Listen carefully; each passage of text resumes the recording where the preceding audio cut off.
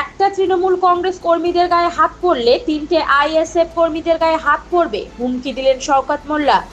দক্ষিণ 24 পরগনা জেলার ভাঙ্গড় বিধানসভার বিজয়গঞ্জ বাজারে তৃণমূল কংগ্রেসের দলীয় কার্যালয়ে কর্মী সভা থেকে প্রকাশ্যে বিরোধীদের উদ্দেশ্যে হুমকি দিতে দেখা গেল ক্যানিংয়ের পূর্বের বিধায়ক শওকত মোল্লাকে।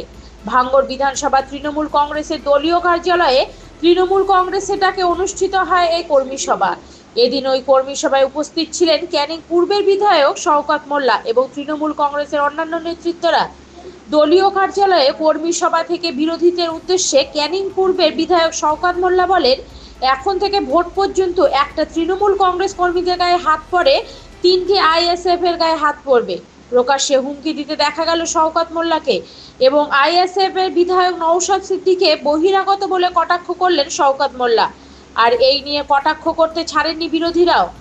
তাহলে আমরা অনেক বেটার পজিশনে থাকবো।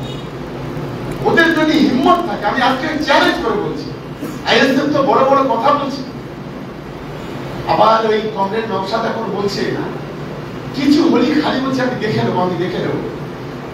তোর কি ক্ষমতা আছে আজকের অন ক্যামেরা তোর বলে বলছি, তোর কি ক্ষমতা আছে আমাদের একটা লোকের গায়ে একটু হাত দিয়ে দেখ, তবে তোকে বাঁধে